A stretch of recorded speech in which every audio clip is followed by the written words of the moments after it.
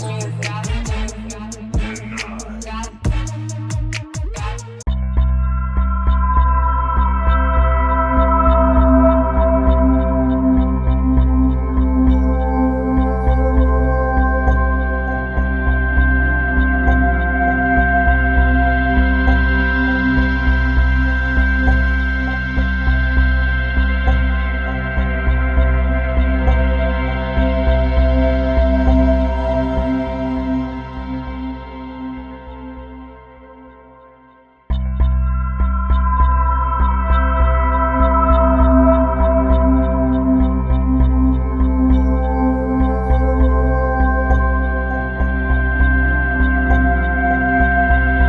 is going on, moms and dads of Lorcana? It's Chris here from A Parent's Guide to Lorcana, and we have driven all the way from Mississauga, Ontario to London, Ontario. It's not quite as bad as it sounds.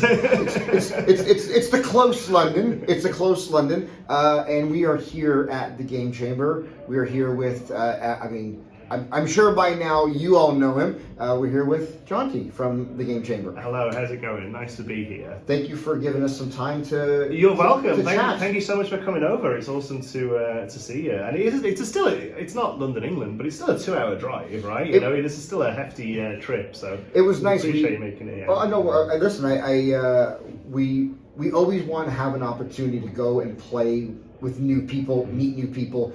We are focused exclusively for our channel, anyway, I can speak for us, on growing the community. We want everyone to know that it's a safe space to play. We want more people to play. Yeah. So we're happy to do something like this, travel. The store is fantastic, by the way, guys. I'm gonna see if I can do a walkthrough or something, because you got to see this place. Like this place is just brilliant. It's so well done, and so just being here, being in this atmosphere, the people were awesome. Yeah, we have a super group. Yeah. So it was worth it. And I do sales on my day job, so I tried to elbow my way in and ask Jonti if we could do a bit of a chat while I was down here. So we're just gonna keep it relaxed and just kind of learn a little about who you are and the store and things like that. Awesome. Yeah. So you're lucky in the fact that I love the sound of my own voice. So anyone who asks me to talk, I will happily. It's very warm, like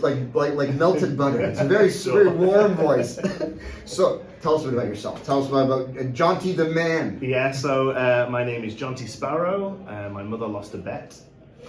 And I am originally British. I still am British though, but I was born in the UK. I've been here in Canada for 5 years now, I think, maybe 6 years, I guess.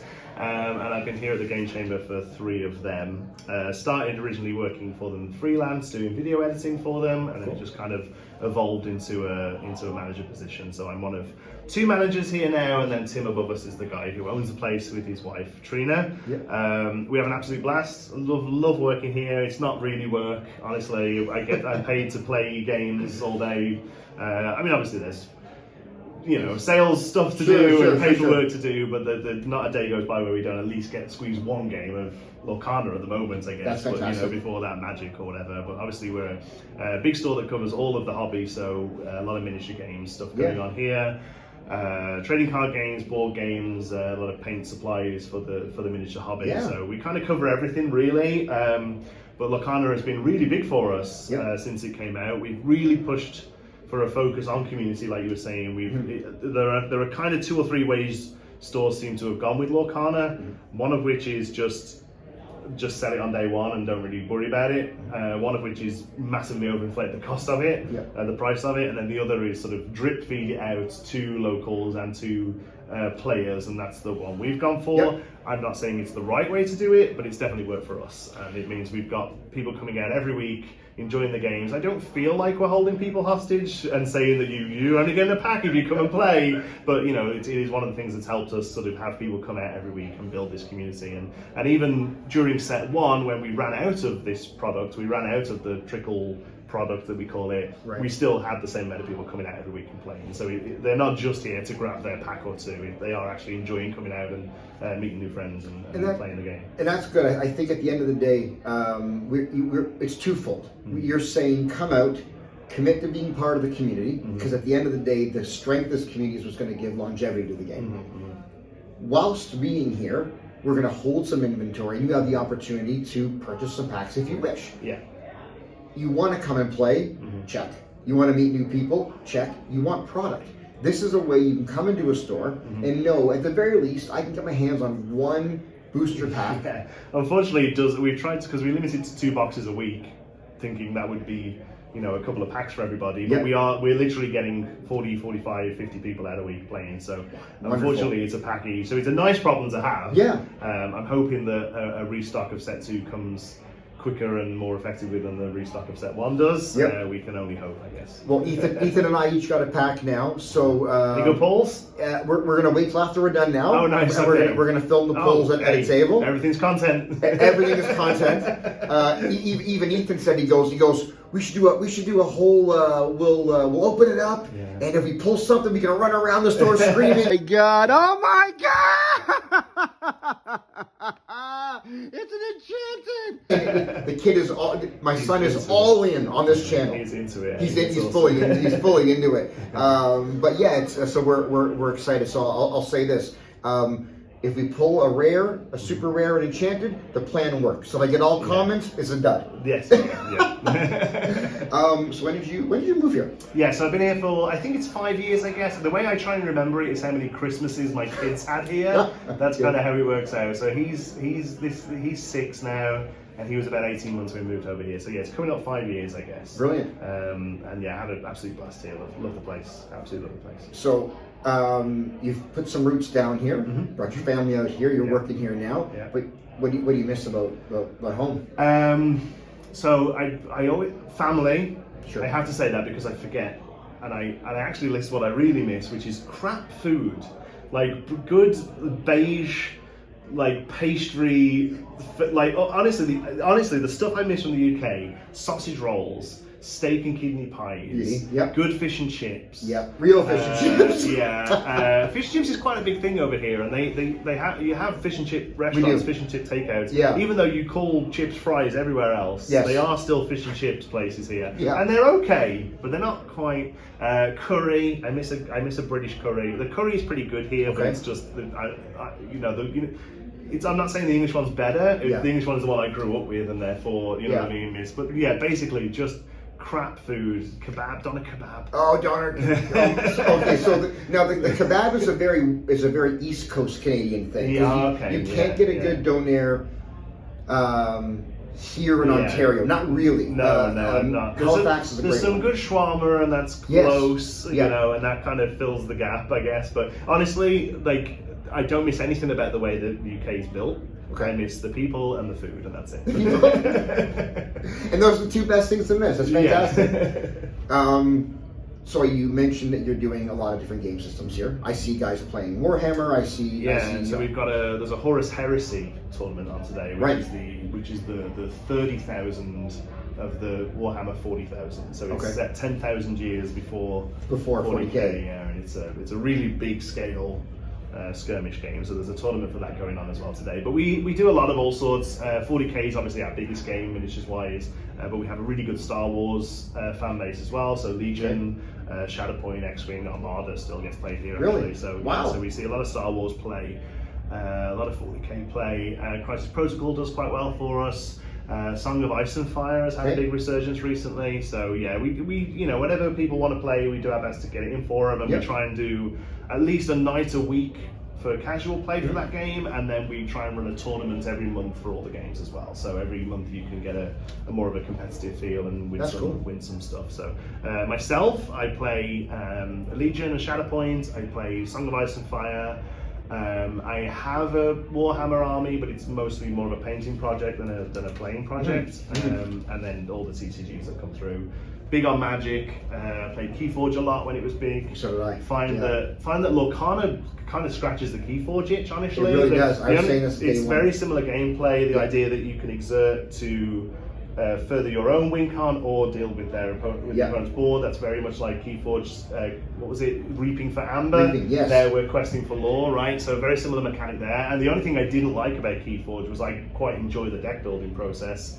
So Lorcana has, got me there as well. So this is interesting because I dabble.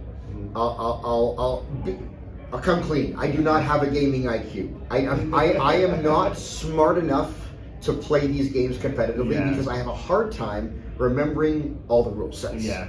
So I play Crisis Protocol, I play Legion, I play X-Wing, and now Lorcana and One Piece. And I find that I'm not great at any of them. Yeah. But I do feel that for some reason Lorcana is the one that I'm absorbing the most. It seems like it's a simpler mechanic. I think for the like we have a few issues with how some of the cards are worded. There's a couple of things that I really think they need to nail down the formatting on them. But for the most part, Lorcana is very accessible, I think, and it kind of helps that at the moment at least we only have the 408 cards to pull from, right? So that definitely helps. But no, One Piece is great fun. I don't play it myself, but we have a good group for it here as well. So the One Piece, the winner for me with One Piece is that you're guaranteed your mana every turn. That's right. So you get one done, right? Two done. Two done every turn. So you're not having to ink a card you don't want to ink for your resource, and you're not having to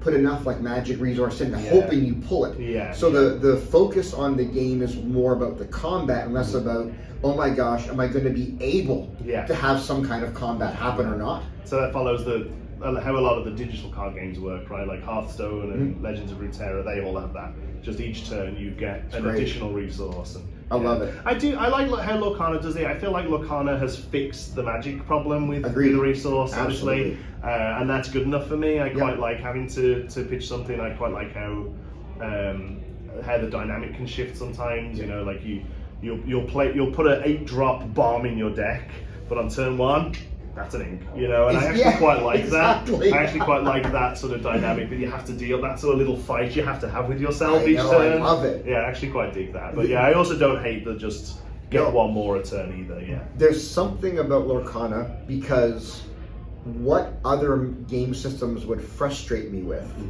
I find I get a giddy pleasure with kind of having this, like you said, oh my god, I got an ink giant tink in the first round. Nothing worse than ink in a tink. And nothing worse than ink in a tink, but it's not a feels bad. No. And there's something about when I play Lorcana that making those decisions, what do you want to drop? Do you think you're going to pull it again? It doesn't feel like, when I ink that tink, I don't feel like that's it. All my options are now done. This game is over. It's never over till it's over. Even today, we were within one lore of each other. The games that I lost by 3 or 4. The games that I won by 1 or 2. So you're always in the fight. Always in the game. Which is again, I'm not deeply mired in other TCG game systems, but it just feels so accessible, which kind of parlays into how I'm able to teach all of my kids. You know, now I say kids, mine are 17, 16, and 13, but they've been playing these types of games since they were 6 years old. So they're admittedly they're around the games. But and that's half the battle, I think. Is just the mind space of TCGs. Absolutely. And my youngest, who's not playing today, she's very lots of social anxiety. I have a whole episode about gaming with mental illness and anxiety, and so we come by it honestly. It's something that I fight with, something that my daughters struggle with. So having her here in this strange place, having her outside this room without me there, surrounded by strangers, just waiting. This is a huge step forward. It's a win. It's a win without the game, and this is. I don't want to go on a tangent, but this is what Lorcana is doing for the community and our family. It's getting positive reactions, and we're putting positive content and positive feedback. Shameless plug, last Friday's video is all about positivity in the game space and what can we do when things go south and we're not just complaining. Let's put some positivity out there. And with Lorcana, it's very, very, very easy to do this. I'm finding it's very easy to stay positive. Definitely, and just how sort of varied the player base seems to be. You know, we're getting a lot of minorities play. A lot more than any other games. You know, it's not the white middle-aged sausage fest guy, as 2 white middle-aged guys sit and talk to you, but we are much more diluted in this game than any other game I find, and that's an amazing thing. For Lorcana, for the release of set 2, we were able to run a kids-only tournament. Love this. And we had a dozen kids come out and play. there is no other game I could do that with. Like, we don't really do Pokemon much here. Sure. I imagine Pokemon's probably the only other one that you could do that with, honestly. Yep. But you know, I couldn't dream of running a kids only Magic event or One Piece event or Warhammer event or anything like that. This is the only one that really seems to be capturing more of a family audience. And I don't think it's a kids game, honestly. I think it's actually relatively. You know, like the mechanics are relatively deep, I think. Yeah. But it's definitely a family game. I think it's you know, forgive me. I'm prefaced by saying I'm a Disney adult. Yes. But 100%. I think that the challenging game is being masked by a child-friendly, family-friendly IP. 100%. So, yeah. I think a lot of people, and that might shift as more and more comes out, and as the availability gets more. You might find that people who kind of put it off as just a Disney tie-in, you know, a cash grab or whatever, do actually start looking at it and realize that actually, there is a relatively deep mechanical game here. Yeah. But I think a lot of people are saying that, you know, it's a kids game or whatever. Ravensburger clearly, you know, wants kids. I don't think they have. I think if you look at how complicated the game is and how much of a depth of mechanics there are there, and the fact that there are 20 cards from set 2 from Basil the Great Mouse Detective, right? No 8-year-olds, unless they have a grown-up like us. No 8-year-old is going, oh wow, Basil, Mrs. Judson. You know, if this was really a kids game, it would be full of Elsas and Moanas and Rapunzels, and they are there. Yeah. But there's also a lot of like relatively deep cuts of Disney lore in there as well, and I think that they're really trying to hit a wide breadth of player base and not just kids. I agree, and I'll circle back really quickly to what you said about you're seeing a larger group of minorities come in here. I feel like, again, with the Disney IP, you can have a community that is, whether it's ethnic minority or if you want to have the queer groups, you want to have the trans groups, you have all these groups who might feel like they are on the outs of your standard you know, white male sausage fest game. They can feel comfortable to be part of this, and I always say that we want to create a safe space. So, because my daughter's a trifecta. She's a teenager, she's a girl, and she's queer. So bringing her out to events, and she doesn't feel like her being a child or a teen or a gay child is going to put her in some kind of negative light. She doesn't feel marginalized. Doesn't feel marginalized. Otherwise, and I'm not again. I'll be very clear with this. I'm not saying that the other card games will do this. No, I'm saying Disney offers. Disney is helping widen the net. Yes, it's still down to the individual stores to, you know, wrangle that net properly. That's a laboured analogy, but it's still down to the stores to make a space that is welcoming and sort of that. We're very lucky to have a really fantastic queer trans community here. Not really through anything we've done ourselves as a store, but we've just had people approach us and then been able to realise that this place is safe and welcoming, and then therefore sort of spread the news out to their community and then bring them in. So I'm glad that we've been able to offer a comfortable, safe space for anyone, really, and just being able to offer it for everyone means that you're welcoming in the people who maybe wouldn't normally feel as welcome. So, Disney definitely sort of helps open the door a little bit to that sort of stuff, I think. And I will say it does start from the top.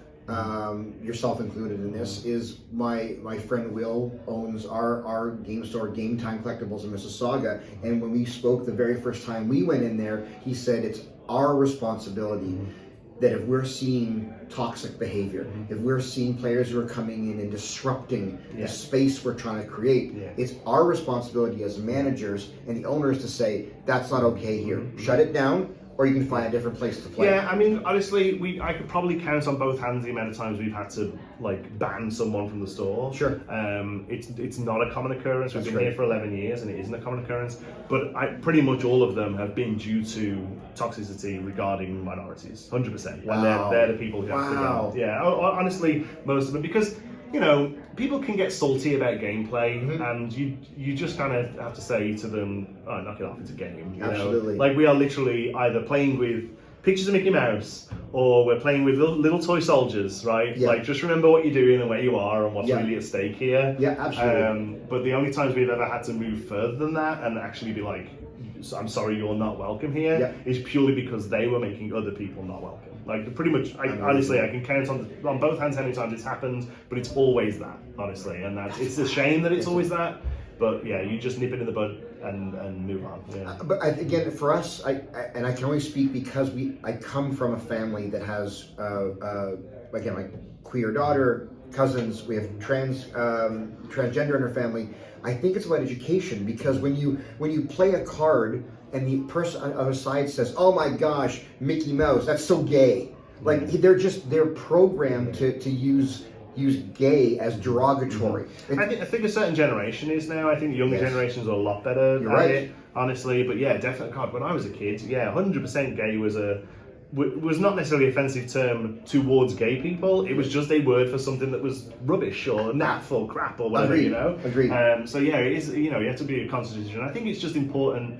Like, this is how I see it personally. Like, I kind of won the discrimination lottery, right? Like, I'm a white male British. Do you know what I mean? Like, I have nobody discriminating me at all. So everyone loves you. So well, I wouldn't say everyone loves me, but I'm saying that I've not had any difficulties in life due to things that I can't do a thing about.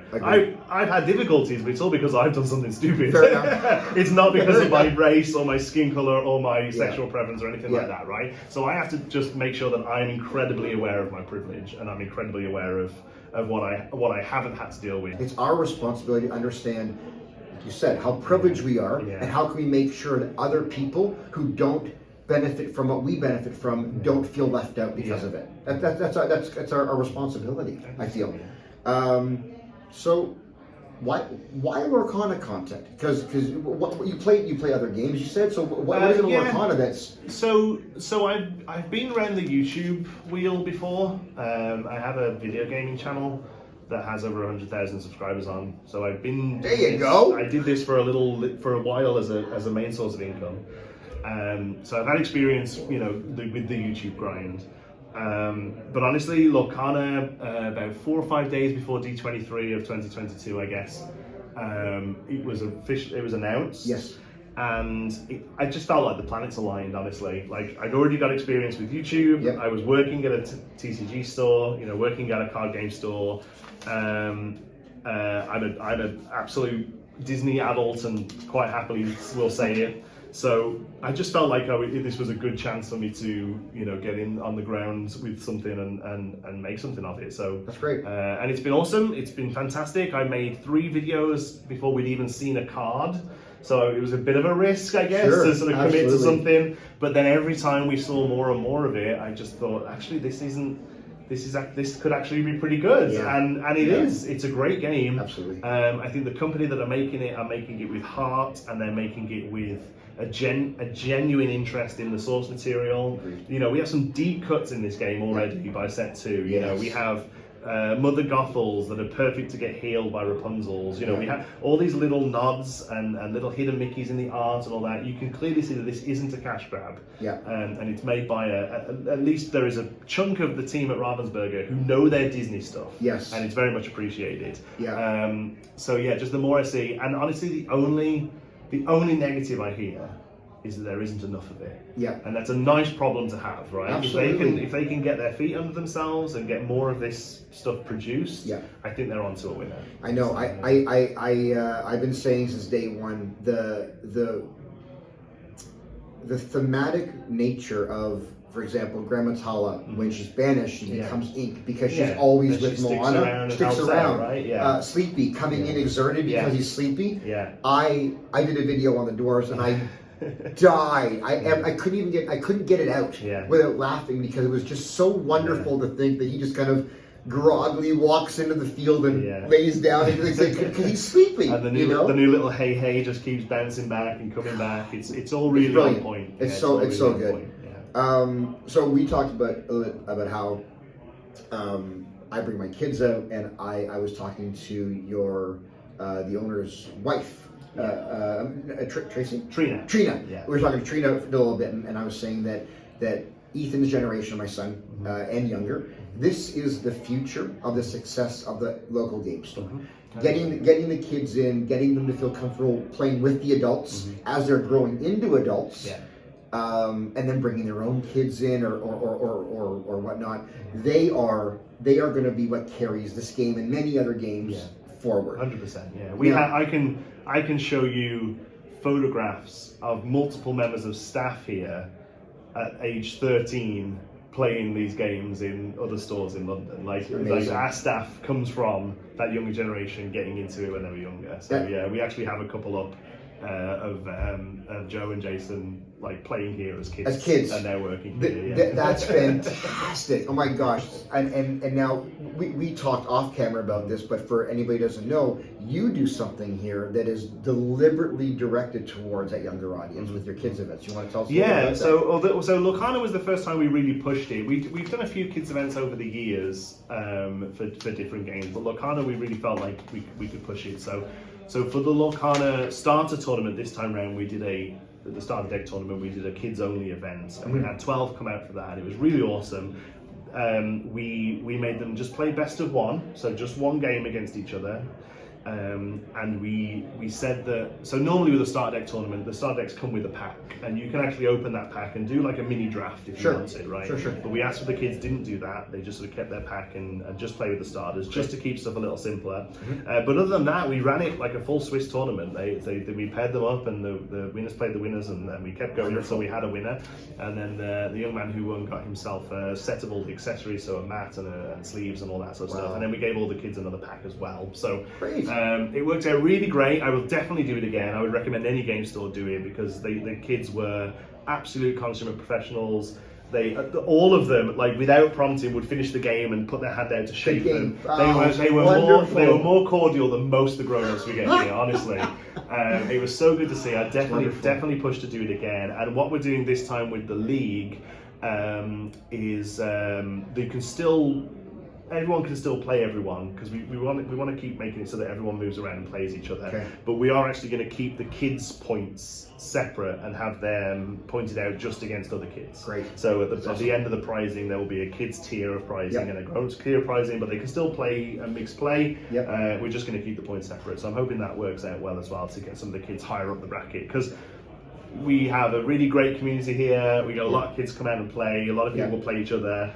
We still do have a hardcore group of adults who will top every week, right? And they're going to come out and play. So I'm hoping that this allows some of the kids to sort of come up the ranks a little higher, and we can get some more prizing into their hands. So that's great. So when we were just saying that the only real drawback, the only downside to everything that's gone on in the very brief time we've had Lorcana was we want more of it. So from a LGS perspective, we see it as fans who want to consume. We love to consume. We want more. We want the shiny version, the enchanted version. We want.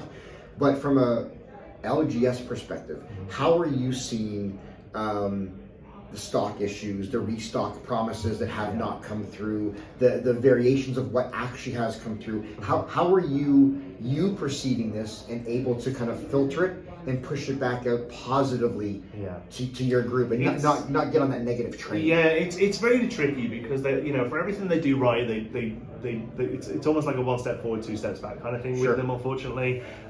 One thing I will say, at least for a store of our size that is not solely TCG. So I think there are smaller stores who only deal with trading card games, and there are obviously much larger stores, more of the sort of, the warehouse style store, the very big stores. So for that sort of middle ground, that sort of larger local LGS, like the larger local store, which is where I would put ourselves on the scale of stores, really. We are still just a local general hobby store, but we are one of the larger ones. So So from that point of view, like, we actually get quite a bit of Lorcana. As far as just pure packs go, we bring more Lorcana in than most other TCG, honestly. people are just very thirsty for it, and there's just not enough still. But for instance, we've been getting 48 booster boxes of Lorcana for set 1 and for set 2. Wow. And that's about double what I would bring in for a Magic set. Sure. You know, it's how much I would like to bring in for something like One Piece, but it isn't how much we get given, right? Okay. Like, it's still very limited. So so when people talk about Lorcana having limited stock, there's actually quite a bit out there. It's just still not enough for the demand. So I think that's worth mentioning. Obviously, you know, you hear a lot of stores who are like, well, I ordered 1,000 boxes and I got 24. And I would very much take that with a grain of salt, because, you know, tell me how much Magic boxes you order. Tell me how much Digimon boxes you order. You know, do you normally bring in 30 of something, but saw the word Disney on the box and then suddenly order 1,000? You know, we'll actually see how much you really wanted the stuff. But we have basically said to our distributor, like, you don't even have to call us. If there is Lorcana, we'll take it, because it's literally that desperate for it at the moment. The restock ended up not being very substantial, but it was nice to be able to put packs on the shelf, which is the first time we've done that. Everything else we've sort of only used for prizing or for the sort of allocation for league events. So it's been nice to have set 1 packs on the shelf. We've limited it to 2 a day, just so that we can trickle it out, because I know people would still come in. People kind of play the fun out of these games, unfortunately, and if I put boxes up, people would come and buy the boxes, even if they didn't necessarily need them anymore. You know, like, I know I have people here that I love to bits, but I know full well, even though they have pretty much everything they want from first chapter, they would still come and buy 2 boxes because they haven't been able to, you know. And I actually kind of be like, we need to try and get this into other people's hands, else you're not going to have anyone to play. I feel the same way when I walked into the shop. Right at the front counter, there's 2 boxes of first chapter packs you can purchase just freely. And Ethan, my son, said, "Oh, we should buy some." And I said to him, I only need 3 more cards to finish the first set. I don't need the dopamine hit of ripping a pack of a set of cards that I know 9 out of 10 I'm not going to get what I need. More than that. You know, but then we also have people just now coming in who are seeing it for the first time on the Toys R Us catalogue. Or, and they're like, do you have my kid likes the look of this, do you have anything? So it's really nice to be able to say, well, here's a starter deck and a couple of packs, and they make good stocking fillers for Christmas, right? Wonderful. So that's why we've done that. So I would have liked more. I'm hoping a set 2 restock comes in sooner than later. The only thing that really upset me this time around is the D100 sets, the gift sets. Because it doesn't seem like there was enough of those. And Ravensburger, so in Canada there are 2 main distributors for the product, and you are given one as your main distributor, basically. And Ravensburger, rather than saying each of those distributors can have half, they've just given them all to one distributor. So half the stores in Canada got quite a few D100 sets, and half the stores got none. Unfortunately, we were the store that got none, so I'm very bitter about it. But even if, to be honest with you, I feel like even if I was one of the stores that got all of them, I would still not. I don't think that's a good distribution method. I think if there's not enough of something, everyone should get a little bit. Agreed. And especially when you see crates of them wheeling out at Disney Springs. Right? So we just got back from Disney Springs not too long ago, and I saw that post and I went, like, my jaw at the floor. Like, I was literally flabbergasted at how there was probably like 200 sets. They wanted to do the rolling sets. And I understand that it's probably a different market. I think for the most part, I probably would rather have booster packs. If you had to hold a gun to my head and say which would you rather have products of, I would take booster packs and starter decks over the more sort of shelf filling gift sets and stuff. I agree. But I haven't even got one. I'd like one. I've got to go line up next Friday at Toys R Us with all the plebs. Like, I've been making a joke with Tim about it this week, my boss, and he was like, "Oh, we're going to go and line up to try and get one of these gift sets," because Tim's really into it as well. He's playing it. I was like, "I guess we will." I was like, and I said, "Do you know what? Working somewhere like this, we don't get dental. The perk of the job is that I get, first dibs on one of these when they come in the store." And I don't even get that this time, so I'm gonna go. But there's a big group of us going to go down, and we're going to line up and see if I can get. I only want one. I just want to open one and see what it's like. I'm not looking to scalp or hoard or anything. I just want to open one, and I've not seen one yet, unfortunately. I'm just waiting for the day. I'm waiting for the day where it feels something akin to Pokemon, where you can go into any Walmart, Target, Toys R Us, local game shop, anywhere you go, and you say, I need the and they go, we have it. Yeah. It's right here. I hope it gets to that sort of that critical mass where we don't have to put limits on it, because there's so much of it out there. People won't feel like they have to buy it when they see Agreed. it. You know, that's what I'm hoping we get to. I would like just to have this, like I do with Magic, like I do with Digimon and One Piece. I would just like packs on the shelf that people can walk in and say, oh yeah, give me a couple of those, you know. But at the moment, if I did that with Lorcana and just put it all out, I guarantee by the end of the day, the message will have gone round on the Facebook group of London or whatever, and somebody would have come in and bought the lot. I know. Even there with first chapter, it will happen. Absolutely. So we're still having to, especially because we're selling it at a regular price as well. I don't want to say MSRP, because Canadian MSRP is actually quite stingy. As is, we're about 40 cents over on a pack or something like that. So it's not true MSRP, but for the most part, we're selling it at a decent markup, which means it would just get swept up in seconds. So I wanted to get to the point where I can just have the boxes of the sets open on the shelf and people can come and grab, and I hope it gets there, and I feel like it needs to get there by set 3. By the end of the by set 3. Maybe set 4 at a push. One Piece took about 4 sets to get its feet under it. This new one, the Kingdom of Intrigue, is the one that kind of, when I went in to get Kingdoms, I was able to get all the 3 ones behind it on the shelf, if I wanted to, if you wanted to grab packs. And I think so. It looks like it takes about 4 sets. I think that probably Disney has a little bit extra grace just because of the brand, and people will understand. But if it does, if it gets to the point where people after set 3 and 4 can't just go in and grab products at a decent price, it's going to start to struggle. So let's hope it gets there quickly. Sooner than later.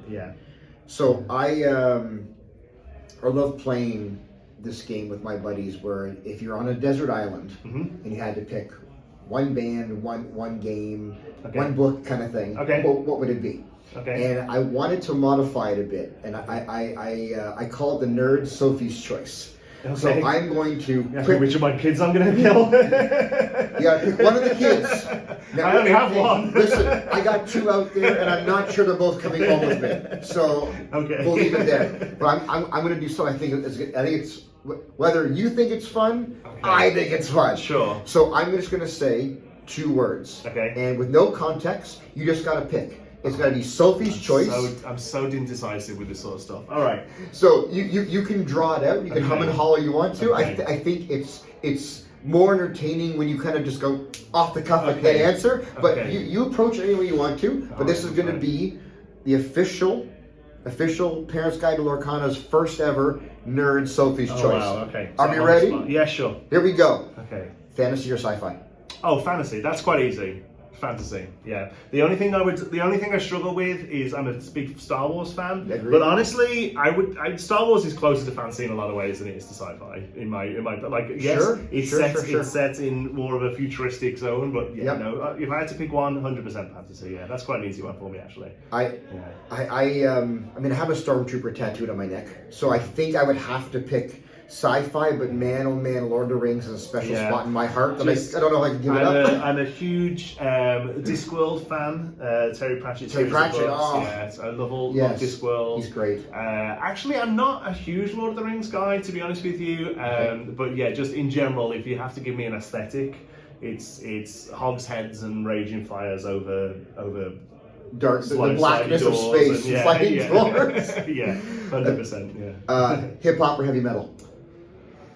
I don't listen to music. Oh, heavy metal, I guess. Really? Out of those 2, I'm not a music fan. Never have been, and it's a really weird thing to say because it's so important for a lot of people.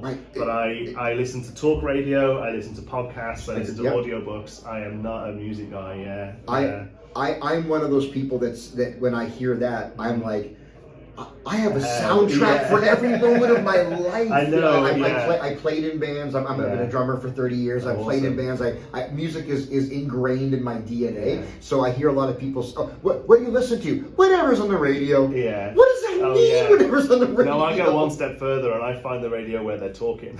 I'll give up top 40 hits for talk radio. I love hearing, especially if they're talking about like Lorcana, I love hearing other people's thoughts on the thing that I'm currently learning. I listen to a lot of podcasts about Lorcana, definitely. But just to really round back round, it's another thing I miss about the UK. Is they have very good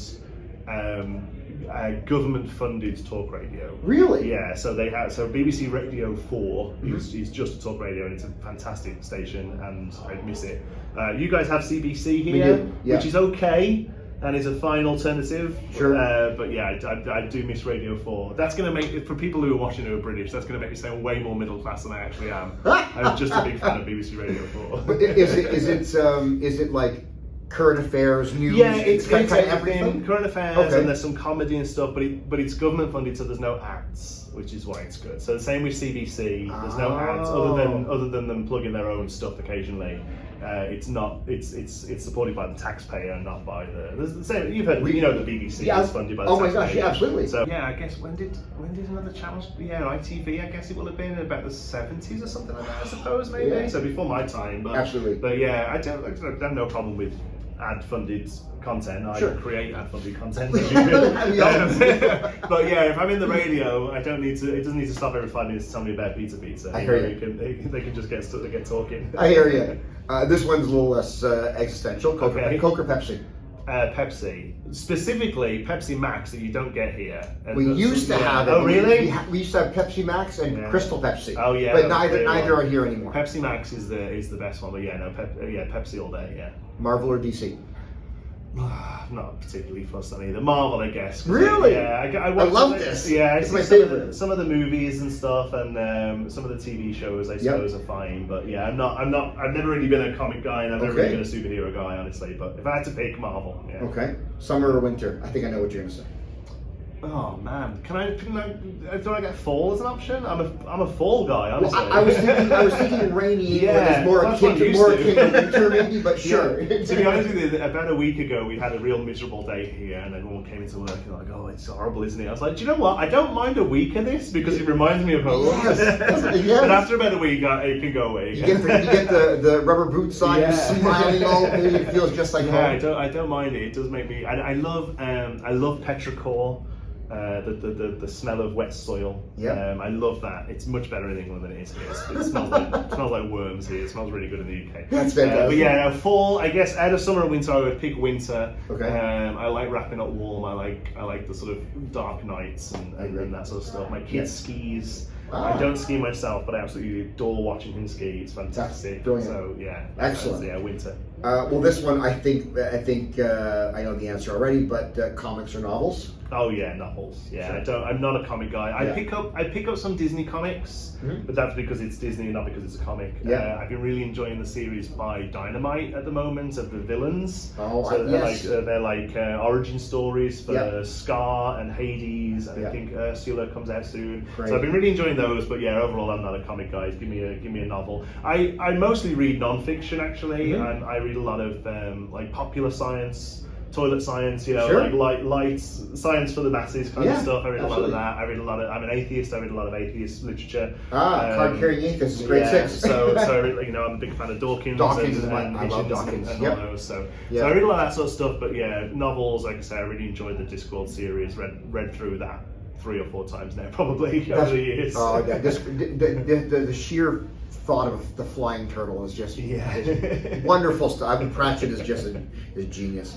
Dine in or takeaway? Oh, that's a tough one actually. Kind of depends on the mood. Takeaway, I guess. Yeah. I used to love dine in. Obviously, the pandemic changed a lot of that. Yeah. But the idea that I can take away and maybe put a movie on at home and I probably answered the other way around a few years ago. You're right. Yeah. The COVID sort of shifted a lot of my opinions there. I do like a nice restaurant though. But yeah, I think I'd probably go takeaway. Yeah.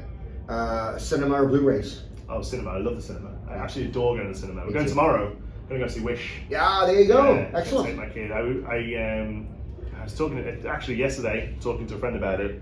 I said I'm going to go to see Wish on Sunday, and he said it's so expensive though. It'll be on Disney Plus in a couple of weeks. Yes. And I said I have seen every single Disney movie release since I was 8 years old in the cinema. I've gone to every single one. I'm not going to start missing now. No. It's expensive. I go a lot less than I used to, but I still adore the cinema. I think it's absolutely. I love the fact that I'm very glad that it's shifted to more of this sort of that you do go less often, and it's more of an event now to go to the cinema. Yes. Because I think if you didn't do that, we'd have lost it completely. Honestly, I think it had to move towards that. I mean, it's almost going to the cinema now is almost like going to the theatre 10 years ago, because it is just that sort of event thing now because of how expensive it's got. But I'm glad they've done that, because I think that's how they had to survive in this new streaming thing. They had to make it. They had to give you chairs that rolled back. They had to give you better sound and better stream, because otherwise you're not competing with what people can get at home. No. And that for me, I spend a lot of time and a inappropriate amount of money to create a home theater at home. But I've seen Jurassic Park in the theaters 9 times. Wow, yeah. Just every time it comes around. I saw it 8 times when it came out. It's the only movie I've seen that many times in the theater. And I remember when I was 10, 12, that kind of age bracket, that a film like Jurassic Park came out and you were like, we have the privilege of going to the cinema and seeing this masterpiece. I don't feel that way about current cinema anymore. You don't. You around the same sort of era. I remember seeing Jurassic Park in the cinema, and the thing is, it was $5. And that's it. And if you missed it, you were waiting 6 months before you could go and get it from Blockbuster, right? Like, so it was much bigger a thing. But no, I still do love the pomp and the circumstance of the cinema, and I do try and go. I'd like to say, I remember there was a time when I just left home. I was about 19, 20, I guess, and I lived in a house with a few other guys, and at the end of the street there was a little Cineplex, and they did a thing where it was £12 a month, and you could go as much as you liked. So that's probably like $18, I guess. That's like 20 Canadian dollars. Yeah, something like $20 Canadian, I guess. Yeah. And we ran out of things to watch. Wow. Like we would, literally, we'd see everything. Sometimes we'd go twice. There was a huge Indian population. I'm from Birmingham in the UK, so big Indian population. We'd go and watch all the Bollywood stuff. Like, it was awesome, and that was it. Like, because we all paid this. We were all skinned. We were all poor as hell. You know, every penny we got paid for this house. And we lived on going to the cinema and buying crates of Carlsberg, crap beer, and it was like the best years of my life. You drink, but you have to get by. That's the rule. Perfect segue about drinking, coffee or tea. I feel like I probably have to turn my brick card in here, but I would choose coffee, honestly. I know. I was not expecting that. I know. I apologize, I saw my British friend. I feel it should have been tea. I do. So I'm a big tea drinker, but I'm a PG Tips guy. Everyone has their tea that they like in the UK. I'm a PG Tips guy, and my mom sends PG Tips over for me. But just the water's not the same here, the milk's not the same here, so I can't quite make a cup of tea as good as I can in the UK. Fair enough.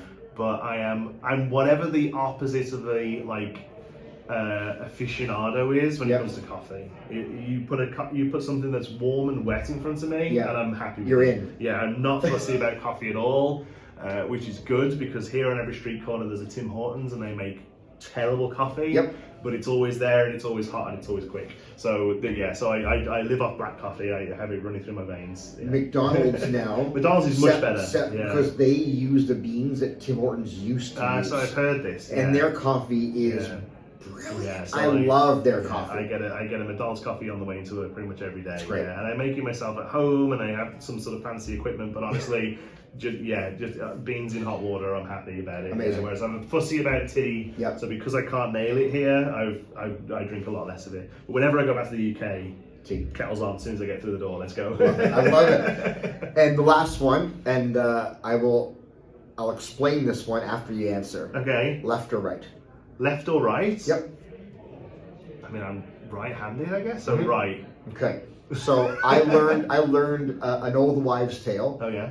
I cannot cite this. I cannot prove it. You gotta just believe me that I know, moms and dads. Most people in North America are right-handed. Yeah. When you go to, let's say, a theme park, or when you go and you're getting in line to, say, wait for Lorcana cards, most people will go to the right. Oh, okay. So the left line is usually shorter. When you go to a grocery store, if you want to get in and out faster, go left. Do the left first, work your way to the right. Because, again, old wives' tale, I heard most people, because their dominant hand is right, will always lean to the right for everything Makes they sense. Makes sense to me. I don't know. Yeah, maybe. I bet somewhere like Disney's got good data on that Absolutely. because a lot of the Disney theme parks are built. It's like a circle, right? Yep. So it'd be interesting because I would. Saying that, I would go in and I would go clockwise around the theme park. So actually, I would be going the opposite way you think most do. So that's interesting. Which is what we did Disney this year. It's our 10th time that we've gone, and we every time we go at every park we go left. Yeah. Every time. Yeah. And it's maybe it's a bit of, it's ingrained in my brain because the whole left-right thing, but I tend to go clockwise around all the theme parks. Yeah, no, I think I do as well. Well, it's a little different with Disney now because you go wherever the first lightning lane is, right? This so is true. Sometimes you end up kind of doing you were this just Disney there, these actually. days. Yeah, You we were went just in there. August. August this That's year, so a wild. couple of weeks ago. Yeah, and you end up kind of just darting around depending on where you're. My wife did all the queues Genie are, Plus thing. And it's hard work now, Oh, honestly. man. I mean, first time I went, I don't think they had anything in place for like fast lines or anything, honestly, No. the first time I went. No. But I remember one time I went, they had, Fast Pass. you went there and, before The Fast kiosk? Pass, you go and pull a little ticket at the front of the ride. Yes, Like, I remember like that. getting your meat from the butchers, if you remember that. Yeah, absolutely. And it would be like, come back at 1 or whatever, and off you go. Yeah, And then they had just the Fast Pass on the app, and now it's Genie Plus, which isn't much of a jump forward other than you pay for it. I know. But it was okay. But I'm the kind of guy who does a lot of research beforehand. I watch a lot of YouTube stuff beforehand about all of that. Yes. But we went to get on Tron. We had the it's not like the name, is it? What is it? Genie Plus. Genie Plus. It's called something else even for that. Virtual queue. So we had the virtual. So there's 3 different types of queue now at Disney, right? So standby, 4 even. Standby, Genie, Lightning Lane, virtual. So we had our virtual queue for Tron. So we went to ride it, and the amount of people who were stood outside saying like, "Can I queue up? Can I do it?" And the staff are like, "No, you needed to be on your phone at 7 a.m. this morning for a chance of riding this now." Yep. And that's not a great system. Not I don't at all. like. I think that's the second somebody's slightly Ludditis, any people who would just struggle a little bit with technology, that are a bit older or whatever, you're gonna have a not great time at Disney. I think it's hours of planning. I'm going to say the most dad thing that I'll ever say here today. If I'm spending $160 Canadian per person times 5 to get into a theme park, to walk in the door, you better be sure I should get on every single ride in that theme park.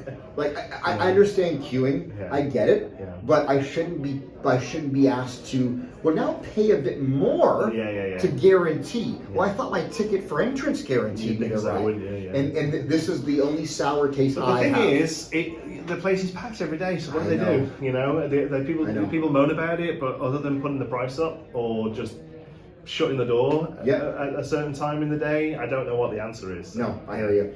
All right. Well, listen. Thank you. Thanks for everything. Thank you so much for your time. No worries. I want to definitely say that there's a lot of voices in this community. Yours is one of the ones I found the first. Yours is definitely the loudest one that is the most. That came out wrong. Yours is the loudest voice of positivity that I found, and our community is 100% better because you're in it. And that is from me to you.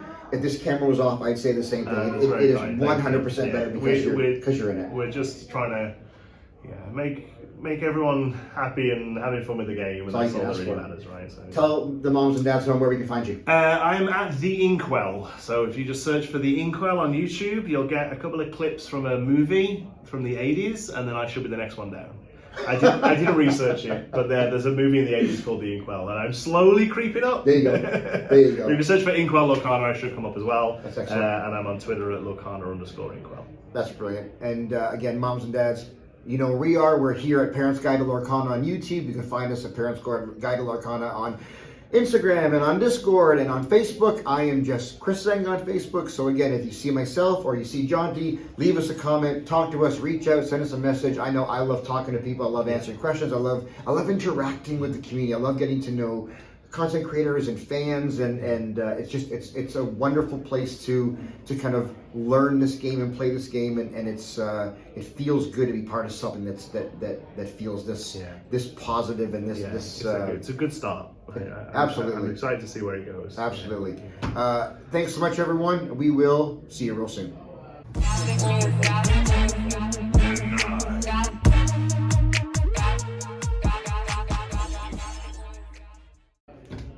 Dude, thank Awesome. you so much. No worries, that was really good fun. That was brilliant. I love that. What's going on, moms and dads in Lorcana? We are here at the Game Chamber in London, Ontario. We just finished our league play, and we got 2 packs of Rise of the Floodborn. Ethan's going to crack one of them now.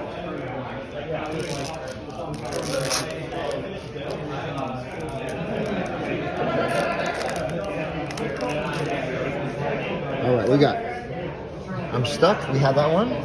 Okay.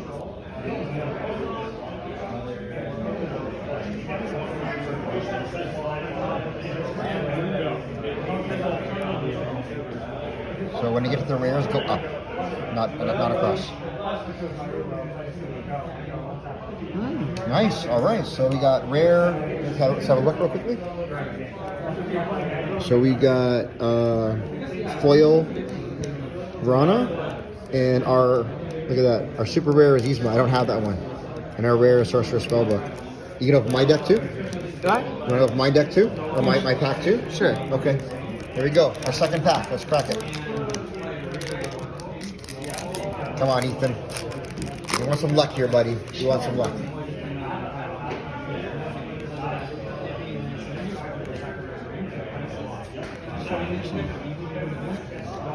Nope, happy. Please. Madam Nim Snake. Too far. Okay, the first rare is World's Greatest Criminal Mind. Next rare is We Having a Think. And then our foil is Belle. Not a terrible pull, not the best packs you've opened for sure.